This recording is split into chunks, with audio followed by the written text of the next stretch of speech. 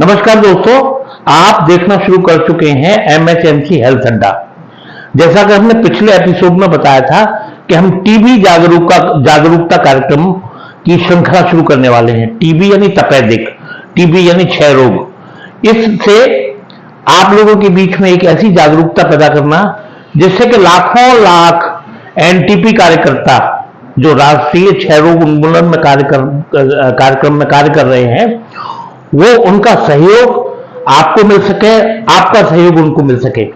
तो हमने ये कहा था कि हम इस मंच पर ऐसे उन सभी एनटीपी कार्यकर्ताओं को जो बहुत उल्लेखनीय काम कर रहे हैं, चिकित्सक हैं या स्वास्थ्यकर्मी हैं, लाएंगे।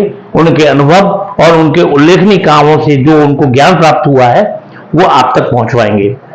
टीबी का विषय बहुत बड़ा है, समय समय पर हम ऐसे उल्लेखनीय काम करने वाले लोगों को लाते रहेंगे।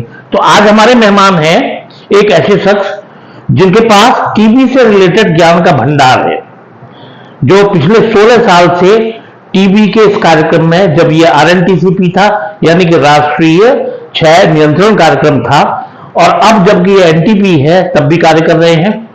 4 वर्षों तक ये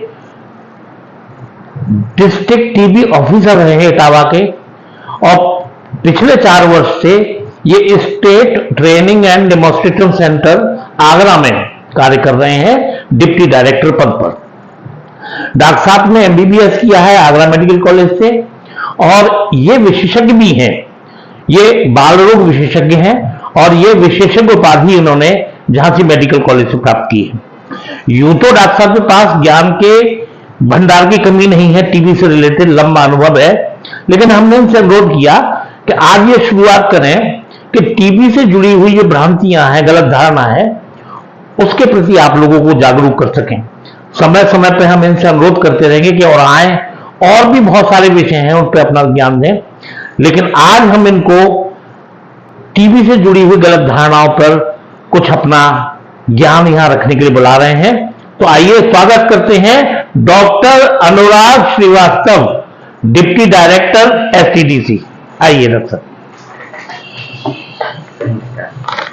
बहुत बहुत धन्यवाद सर, आपने इस बहुत ही पुनीत और पावन कार्य के लिए मुझे आमंत्रित किया। निश्चित तौर से ट्यूबरकुलोसिस समाज की एक बहुत बड़ी बीमारी है, इसके कारण से लाखों लोग प्रतिवर्ष इससे प्रभावित हो रहे हैं, और उनकी मदद करने के लिए, उनके जो परिवार के लोग हैं उनकी मदद करने के लिए आपने जो बीड़ा उठाया है इस चैनल के माध्यम से, तो मैं इस कार्य के लिए सबसे पहले आपको बहुत बहुत साधुवाद देता हूं। और उम्मीद ये है कि आपका ये प्रयास सोशल मीडिया के माध्यम से उन लोगों तक अवश्य पहुंचेगा जिन्हें वास्तव में इसकी आवश्यकता है। तो आज जैसा कि आपने कहा है, मुझसे अपेक्षा की थी कि मैं आपको बताऊं कि टीबी के बारे में भ्रांतियां क्या हैं। बहुत अच्छा विषय आपने लिया पहले ही एपिसोड में। जांच और इलाज तो सब जगह मिल रहा है, लेकिन लोगों की काउंसलिंग अच्छे से नहीं हो पा रही है, और अभी भी लोगों के मन में इस रोग को लेकर बहुत सारी भ्रांतियां हैं। तो हम बात करते हैं कुछ मोटी मोटी बातों पर, जो जिस पे हम आज चर्चा करेंगे लोगों को। आप लोग समझिए कि एक तो जब कोई टीबी का मरीज किसी घर में होता है, कोई मरीज हो, तो लोगों को लगता है कि इससे मुझे दूर रहना चाहिए और ये इसके कारण से मुझे टीबी हो सकती है। तो मैं आपको बता देना चाहता हूं, ये बात पूर्ण रूप से सत्य नहीं है।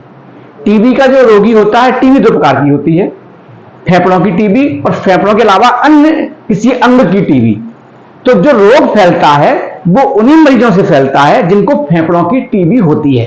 या किसी को ग्लैंड्स की टीबी है, किसी को इंटेस्टाइन यानी आंतों की टीबी है, या पेट की टीबी है, या कहीं और हड्डी की टीबी है, ऐसे मरीज अमूमन किसी और को रोग नहीं फैलाते हैं। तो हमें ये ध्यान रखना है कि जिन लोगों को फेफड़ों की टीबी है, जब ऐसे मरीज खांसते हैं, छींकते हैं, बोलते हैं, गाते हैं, तो उनके मुंह से ड्रॉपलेट के साथ टीबी का बैक्टीरिया निकलता है, और वो बैक्टीरिया उस वायुमंडल में 24 घंटे तक सस्पेंड रहता है, यदि वहां पर क्रॉस वेंटिलेशन ना हो तो ऐसी स्थिति में जब कोई स्वस्थ मनुष्य उस एनवायरनमेंट में आता है, इस वातावरण में आता है, तो उस सांस को वो इनहेल करता है, और उसके माध्यम से वो बैक्टीरिया जो टीबी का रोगाणु जीवाणु है वो उसके अंदर चला जाता है। तो हमें ये ध्यान रखना है कि जिन लोगों को फेफड़ों की टीबी है, पल्मोनरी टीबी है, वो जब बोलें, खांसें, छींकें, गाएं, तो उनके मुंह पे कपड़ा, मास्क या कुछ भी हो। और आप जानते हैं कोविड के बाद से तो हमें आज पड़ी चुकी है मास्क लगाने की, तो हम इसको ऐसा कर सकते हैं। दूसरा एक बहुत प्रश्न जो अक्सर मुझसे लोग करते हैं, जब किसी के बच्चे को टीबी होती है, परिवार में किसी को, तो लोग कहते हैं सर क्या ये हमसे हमारे बच्चों में तो नहीं जाएगी, या ये बच्चे में किसी और से तो नहीं आई है, यानी कि आनुवांशिक तो नहीं आई है। तो मैं आपको बता देना चाहता हूं, ये धारणा बिल्कुल गलत है। टीबी आनुवांशिक रोग नहीं है, ये पीढ़ी दर पीढ़ी नहीं चलती है। टीबी फैलने का एकमात्र तरीका होता है, यदि कोई फेफड़ों का रोगी है, पल्मोनरी टीबी का रोगी है, जब वो खांसेगा, छींकेगा, बोलेगा, उसके द्वारा जो ड्रॉपलेट निकलते हैं और जो उनके साथ में रहते हैं वो उसको इनहेल करेंगे तो ही टीबी का इन्फेक्शन होता है। ये कतई आनुवांशिक नहीं है।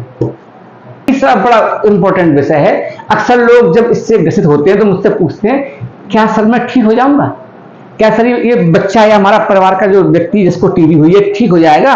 तो मैं आपको बताना चाहता हूं, बिल्कुल आज के समय में टीबी की जांच और इलाज इतने उन्नत किस्म के हैं कि टीबी का हर व्यक्ति जो इलाज पूरा कर लेगा वो निश्चित तौर से टीबी से ठीक हो जाएगा।